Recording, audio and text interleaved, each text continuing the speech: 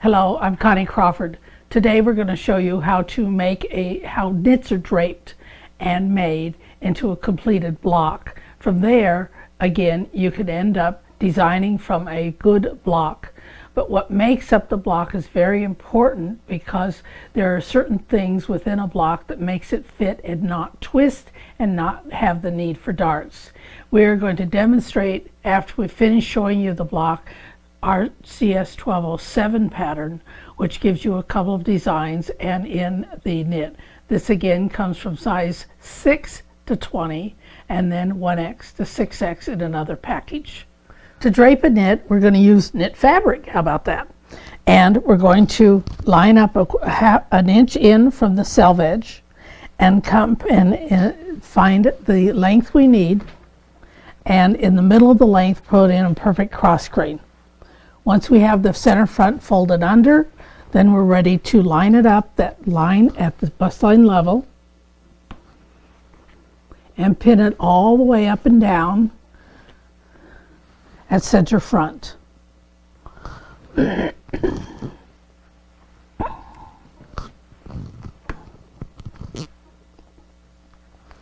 We then take this and drape it so that our line is parallel to the floor and the bottom of the drape is parallel to the floor, and we can put a pin in here. This area will control the bust cup, the neckline, the armhole. This only from here down controls your waist fit. Once we have that draped, we're going to then pull this, stretch it over the bust cup to the bust cup we mount, and our pattern allows for the larger bust cup. That's why CS1207 is such a good pattern, is because it's allowing for a bigger bust cup as well as the smaller bust cup. So we're lining this up so it really pins in nicely into a nice smooth fit into the under bust area. Once we finish the side drape and side pinning, then we're going to bring it around to the front and trim the neckline, leaving at a good inch or half an inch at the neckline area. Trim and clip it in place so it lays down nice and smooth. From there, we're going to now, with all this gaposis, we need to get rid of it. So watch the trick to this. We're going to pull a little this way, a little this way, and a little this way in order to get rid of all your gaposis out of your neckline armhole areas, and then pin it into place. That makes a dartless knit. We're now going to take this and mark in the neckline, rub off the shoulder area of the dress form, mark in our shoulder ridge, middle part of the armhole, and the entire side seam. For the plate, there's a plate underneath here, all the way up to the bottom of the plate.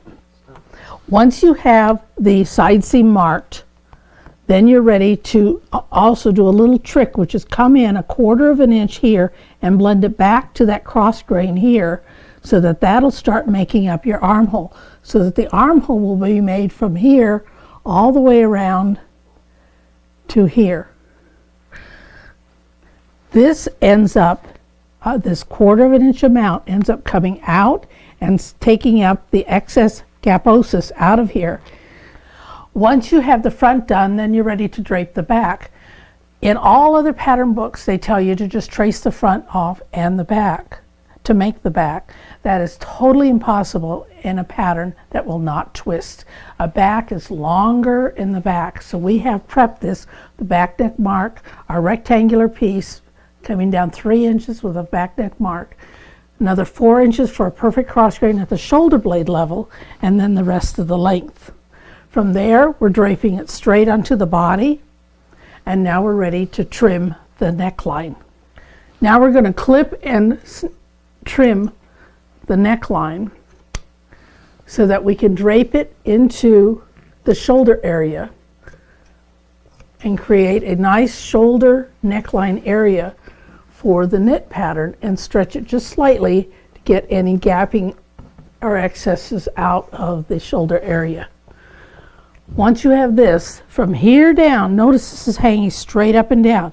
Now we're ready to drape the side seam. Bring it over. Now that we are straight up and down, we're going to be able to drape this across onto the side seam. And drape this straight across into a fitted back.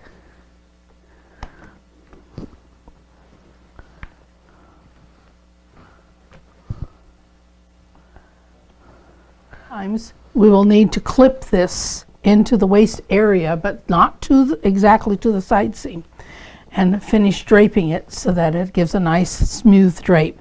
Once we've made this nice smooth drape, then again we can, with our chalk, we can just mark in our side seam and draw in our armhole with the shoulder, the neckline, the shoulder ridge, and the rest of the shoulder armhole area. Then we'll come in the 1/4 of an inch that we did on the front and angle it into here to take any more gaposis that might be in that armhole area.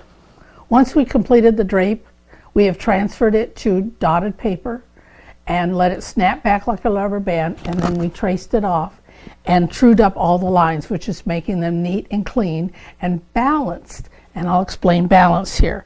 We have the side seams exactly the same shape and length. Notice the curvature still over that armhole area. Then we have the front and the back. The back is a little bit smaller than the front. It is never the same size, whereas home sewing makes them the same size. We then are looking at the shoulders. The necklines are definitely different and the shoulders match, but you'll see that definitely the shoulders are different here and the back is longer.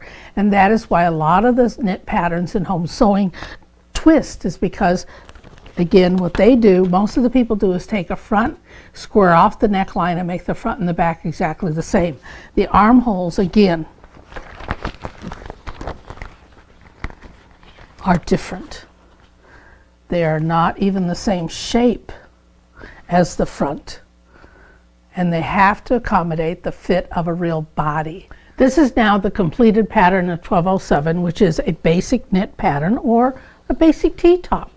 And from there, you can lower necklines, you can V them, you can style line them, you can cut them here, add flounces from here, you can shape them, you can end up making it sleeveless and making it into a shaped T-top.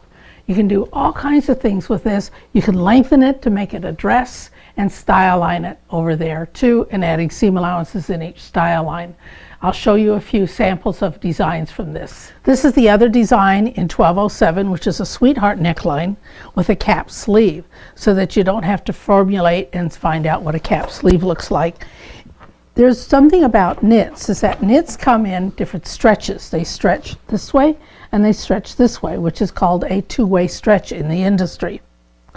They have, if you want a tighter fit, you can just go down a size. If you want a looser fit, you can go up a size. It's real easy to change it. If the knit is very tight, you might want to go up a size. If it's very loose, you might want to go down a size. So you have a lot of choices with knits too.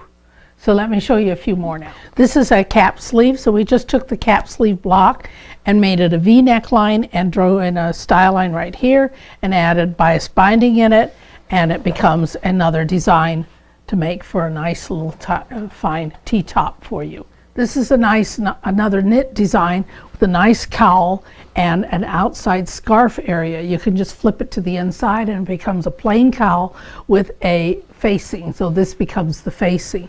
It's got a nice bias binding around the back neck, and if you'll notice that you don't use facings for most knits, you use a bias binding or a French bias facing, so that it makes it easy and quick to make knits. Now I'm going to show you one of our patterns, which is B5999. What we did is we took our block again, our knit block, and just styled in our style line and made a V crossover neckline in order to be this nice yoke area. Then we pleated the center front area and made it a nice flounce center front area, and just style lined the bottom hem and gave it a little more fullness in the body to create a nice swing look. With this knit, the first thing we did first was take our pattern paper and made it a big pleat. Then we laid our pattern on top of it, drew in the neckline we wanted with the shoulder width we wanted, which was not quite to the shoulder neck area. We drafted it away from there.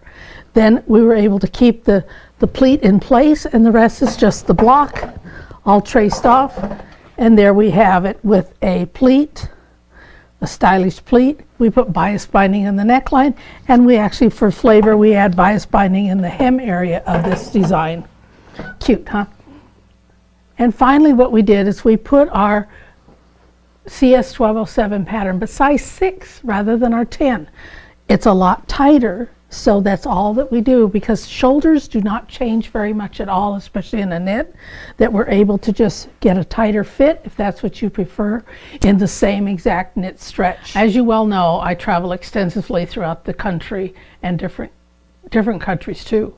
We were in Australia last year for 2 months. But what we do is I bring all my patterns already sewn up, so that all you have to do is fit them and put them on, and you'll know the size that you want for your knits. Or on when we're showing in previous videos the CS 1201 or 1301 or 1302, we bring all those sizes already sewn up so that you can fit them. We're always looking for new customers to come and try on our garments at our booth. So look for other Connie Crawford's videos that will help you with your fitting, sewing, and pattern skills.